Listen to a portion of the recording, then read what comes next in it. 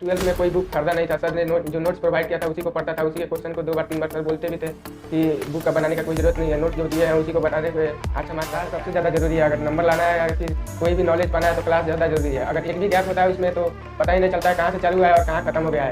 इसमें ऐसे ही डाउट बढ़ते जाता है और बाद में वो सब्जेक्ट वो चैप्टर कमजोर हो जाता है और यही दिक्कत होता है क्लास से। क्योंकि गांव का बहुत सारे बच्चे कॉमर्स लिए थे क्या? सिर्फ मैं ही था जो गाँव में पूरा कॉमर्स लिया था, सब कोई साइंस और आर्ट्स के पीछे भाग रहे थे। पूरे पहाड़पुर गांव में एक ही बच्चे ने कॉमर्स लेने का जिगरा दिखाया और इसी एक ही का पूरे गांव में सबसे ज्यादा अधिक नंबर आया। अब जो हमारे साथ जो लड़का बैठा है ये मोदी जी के साथ बिल्कुल नहीं रहता। ये स्टूडेंट है ड्रीमर कॉमर्स एकेडमी का। और क्यों बैठा है? क्योंकि इसने भी कड़ी मेहनत करके कुछ ऐसा किया है कि पीछे मैं लिखने पर मजबूर हो गया हूं। कांग्रेचुलेशंस, बधाई हो। सबसे पहले मैं इनका नाम इन्हीं से जानना चाहूंगा। क्या नाम है आपका? मेरा नाम सचिन चौरसिया है। सचिन चौरसिया। चौरसिया जी ने कमाल कर दिया है भाई साहब। चौरसिया जी ने अपने मम्मी डैडी का नाम भी रोशन कर दिया है। कॉमर्स का विद्यार्थी होने के नाते मोतिहारी में इन्होंने मोतिहारी से 425 नंबर स्कोर किया है। 425 मामूली बात नहीं होती, बहुत बड़ी बात है हमारे चंपारण के लिए और उन युवाओं के लिए। सचिन जो है, आप क्या तो मोतिहारी से हो या गांव से हो? मैं एक छोटे से गांव से हूँ जिसका नाम पहाड़पुर है। पहाड़पुर है, पहाड़पुर का लड़का है। मोतिहारी यहाँ डेरा लेके रहते हो? डेरा लेके रहता है। सोचिए कितना संघर्षपूर्ण जीवन होगा। और जब आज रिजल्ट आया है तो खुशी जाहिर सी बात है एक टीचर को भी बहुत अधिक होती है और मम्मी डैडी को भी बहुत अधिक होती है। तो खुशियों के बारे में तो हम जानेंगे। सबसे पहले सचिन के बारे में थोड़ा सा जान लेते हैं, क्योंकि जहां तक मुझे लगता है गांव से आया है तो कॉमर्स का सफर इतना आसान नहीं हो रहा। चलो सुनते हैं सचिन की जुबानी, क्या है इसकी कॉमर्स लेने की कहानी, बताइए दर्शकों को। सबसे पहले मैं तो 10th अपने गांव से ही किया। उसके बाद सोचा कि क्या 11th में क्या लूँ, कौन सा स्ट्रीम लेकर आगे पढ़ाई करूँ। तो फिर मेरे दोस्त ने एक बताया कि तुम कॉमर्स ले लो, क्योंकि मेरा साइंस वैसे भी 9th और 10th दोनों में ख़राब था।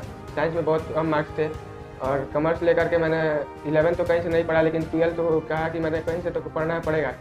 तो इसके लिए मैं मोतिहारी चला आया और आते ही सबसे पहले आशुतोष सर के पास पहुँचा और वहीं पर शुरुआत से लेकर अंत तक वहीं पर पढ़ता रह गया। शुरुआत से ही उनका पढ़ाई इतना अच्छा लगा कि मैंने कहीं सोचा ही नहीं कि दूसरी जगह भी जाऊं और कहीं चेक करूं कि क्या पढ़ाई चल रहा है। शुरुआत से लेकर अंत तक यहीं पे पढ़ता रह गया और इसी के कारण है कि मैं इतने अच्छे मार्क्स ले पा रहा हूँ।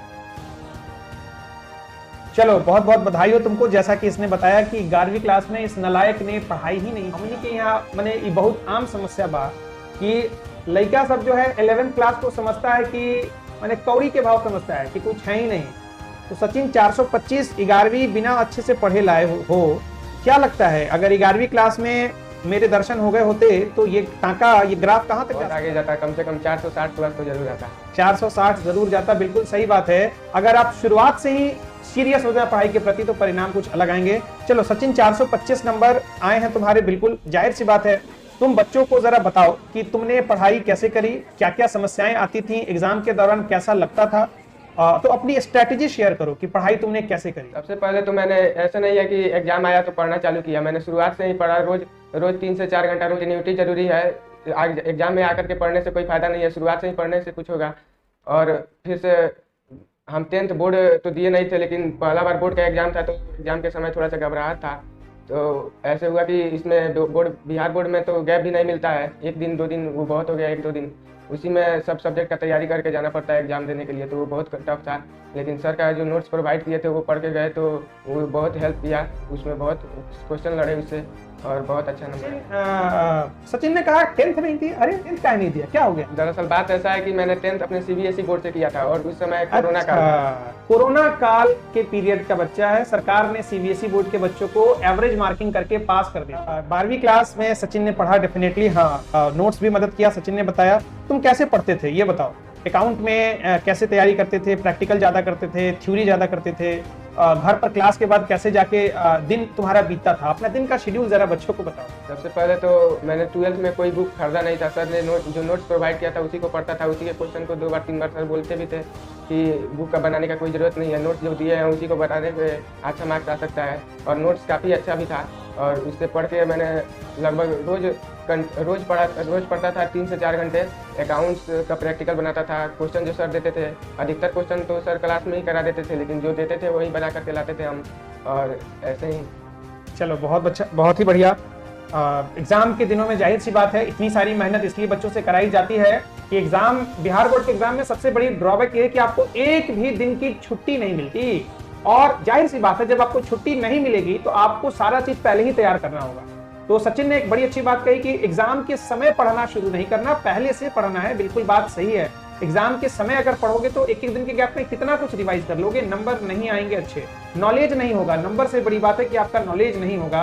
तो सचिन ने स्टार्टिंग से ही हमने बच्चों को मेहनत कराया कि आपको सारी चीजें एग्जाम तक बिल्कुल कंप्लीट कर लेनी है। और क्लास क्या रेगुलर आना जरूरी है नंबर लाने के लिए, या 2 दिन आए 4 दिन नहीं आए, तबीयत खराब का बहाना कर दिए, मॉल चले गए, क्या लगता है? क्लास सबसे ज़्यादा जरूरी है। अगर नंबर लाना है या फिर कोई भी नॉलेज पाना है तो क्लास ज़्यादा जरूरी है। अगर एक भी गैप होता है उसमें तो पता ही नहीं चलता है कहाँ से चालू हुआ है और कहाँ खत्म हो गया है। इसमें ऐसे ही डाउट बढ़ते जाता है और बाद में वो सब्जेक्ट, वो चैप्टर कमजोर हो जाता है और यही दिक्कत होता है क्लास छोड़ने से। सोशल मीडिया सुनते थे, बहुत चलाते हो तुम, कहाँ कहाँ इंस्टाग्राम सब जगह मैसेज वैसेज भी करते थे क्या? हाँ, ऐसा बात हाँ? नहीं है, मैंने फोकस्ड होकर पढ़ाई की हो पूरा? हाँ, जब पढ़ते थे तो पूरा फोकस से, नहीं पढ़ते थे तो कोई बात। तो क्या करते थे? मोबाइल चलाते थे। खबरें मार्केट में हैं इसके बारे में, लेकिन ओवरऑल देखिए कितना शातिर बच्चा है, ध्यान से देखिए। मोबाइल चलाता भी था लेकिन सही कामों के लिए चलाता था, मेरी वीडियो देखने के लिए। उसी का परिणाम है कि इसके इतने अच्छे नंबर आए। घर पर क्या माहौल है, क्या है माहौल घर का? घर से फोन आ रहे हैं? सर, जिस दिन नंबर आया तो उस दिन तो सिर्फ कॉल आ रहे थे रिलेटिव्स के साथ, और घर पे भी फोन आया। बहुत ही बढ़िया, बहुत ही बढ़िया। और गांव में जितने सारे दोस्त हैं क्या वो खुश हैं सारे के सारे? गांव में तो सबसे ज्यादा नंबर मेरा ही आया है आज। पूरे गांव में सबसे ज्यादा नंबर आपका है? अरे वाह, क्या बात है। ध्यान से, क्योंकि गांव का बहुत सारे बच्चे कॉमर्स लिए थे क्या? सिर्फ मैं ही था जो गांव में पूरा कॉमर्स लिया था, सब कोई साइंस और आर्ट्स के पीछे भाग रहे थे। पूरे पहाड़पुर गांव में एक ही बच्चे ने कॉमर्स लेने का जिगरा दिखाया और इसी एक ही का पूरे गांव में सबसे ज्यादा अधिक नंबर आया। Higher the risk, higher the return. तो क्या कहना चाहोगे अपने छोटे भाई बहन को, जो लोग पढ़ाई शुरू करने वाले हैं, जो 10वीं में हैं? सबसे पहले उनको बताओ, क्या 10वीं के बाद कॉमर्स पढ़ना चाहिए? क्या शहर आके तुम्हारी सोच बदली या नहीं बदली? सबसे पहले तो अगर 10वीं के बाद अगर आप साइंस में बेहतर है तो जहाँ भी पढ़ना चाहते हैं पढ़ सकते हैं, लेकिन अगर कॉमर्स की दुनिया में आना चाहते हैं तो मैं कहूँगा ड्रीमर्स कॉमर्स अकेडमी के पास आए। और कॉमर्स का यहाँ पे सबसे ज़्यादा डिमांड है। यहाँ पे आगे की दुनिया में कॉमर्स ही है जो बहुत हेल्प करेगा हमारे आगे की मतलब फ्यूचर ग्रोथ में। बिल्कुल सही बात है। जो भी बच्चे 10वीं के बाद अभी 11th में आने वाले हैं, उनके लिए बात बहुत जरूरी है जानना कि वक्त और दौर दोनों ही बदल गया है, परिस्थितियां बदल चुकी हैं। आप सरकारी नौकरी के भरोसे नहीं रह सकते, आपको एक विकल्प के तौर पर अपने करियर को बैलेंस करके चलना। कॉमर्स का सरकारी क्षेत्र में ऐसा नहीं है कि आप कॉमर्स की तैयारी कर रहे हो तो आप यूपीएससी और बीपीएससी नहीं कर पाओगे, वो सब कर पाओगे। लेकिन कॉमर्स का नॉलेज हो गया तो कल को अगर तुम्हारा रिजल्ट आने में थोड़ा डिले हो रहा है, सफल तो तुम हो जाओगे, तुमको कोई नहीं रोक सकता। तो कम से कम तुम कहीं से पैसा, जीएसटी का नॉलेज है, अकाउंटिंग का नॉलेज है, तो तुमको दूसरे के भरोसे नहीं रहना पड़ेगा, रास्ते तुम्हारे लिए खुल जाएंगे।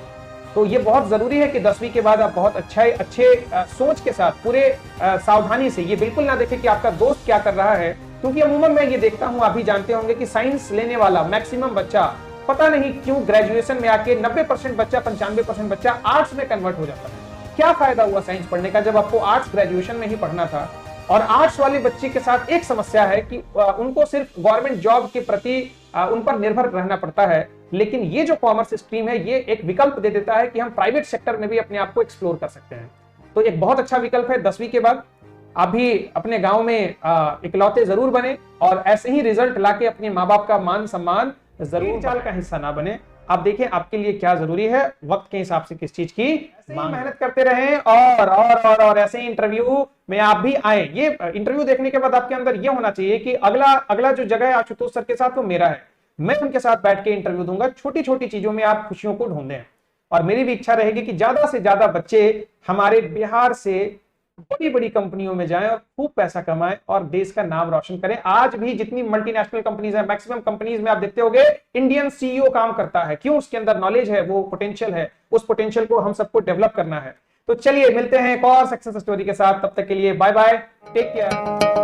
अभी आगाज है तेरा, बहुत कुछ सीखना है, कमर कसनी अभी बाकी है, मुट्ठी भींचना है, कमर कसनी अभी बाकी है, मुट्ठी भींचना है।